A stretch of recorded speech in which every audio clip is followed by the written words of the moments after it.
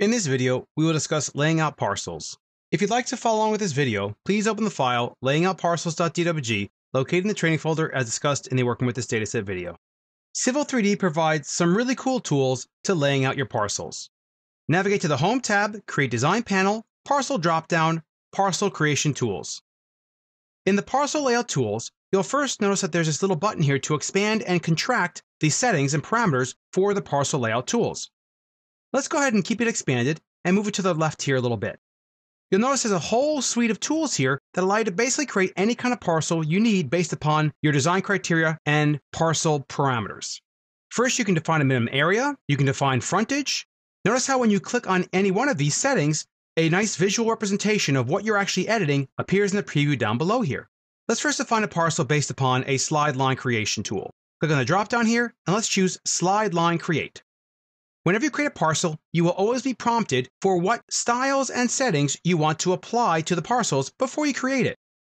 We want to make sure we have this set to single family. If you want to define a different layer for this specific parcel, you could do so right here and click on this button to add a suffix or prefix. For now, we'll just go with the defaults. And what label styles do you want to be applied? So you can change it to area label style, the line segment styles, the curve segment styles, and so on. And if you wanted to automatically add segment labels, let's leave this toggled on and go ahead and click OK. If you look at the command line window, Civil 3D is asking you to select the parcel to be subdivided. So what you're picking here is you're picking the actual area label. So we're going to first start out with this one here.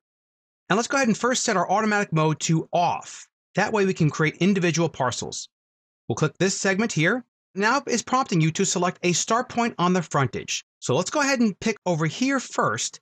Now, when you do this, if you go the wrong direction accidentally, because the frontage that I wanted to find is actually on the front of the road, what you have to do is simply move your cursor around towards the roadside, and then it'll start showing you the graphical representation of the frontage. Let's go ahead and snap to the endpoint there. Notice how even if you pan around, you get a nice consistent display of your frontage from the start and the end. As I always say, when you don't know what to do, look to the command line window. It's asking you to specify an angle, bearing, or azimuth. We'll go ahead and type in 90 degrees and press enter.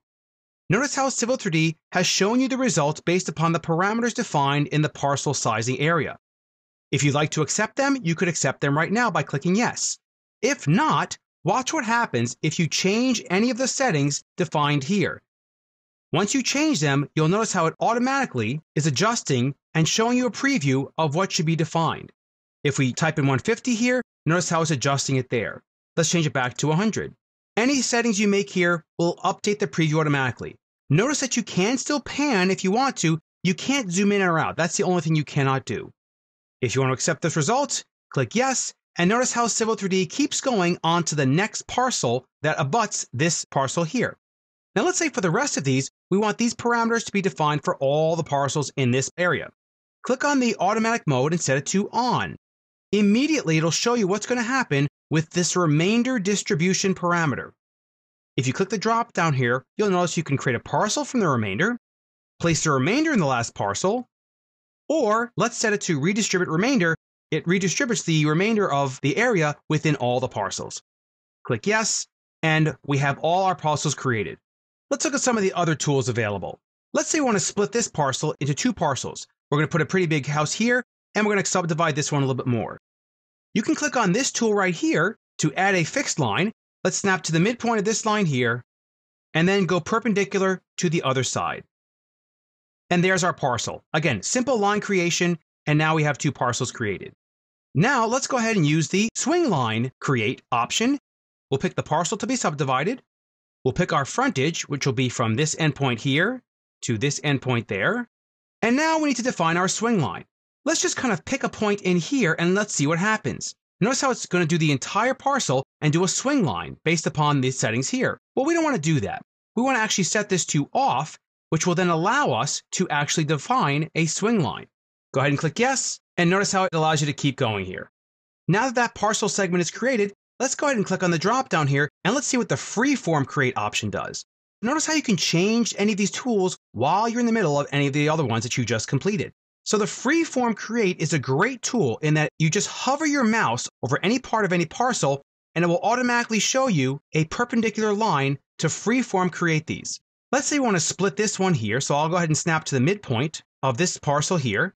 And then if you look at the command line window, if I want this parcel segment to be perpendicular, I can simply press enter. If I wanted to define a bearing or an azimuth, I would simply define the bearing or azimuth, and then it would use that angle. We'll just press enter, and notice how it's automatically perpendicular, and I could keep going, creating freeform parcels.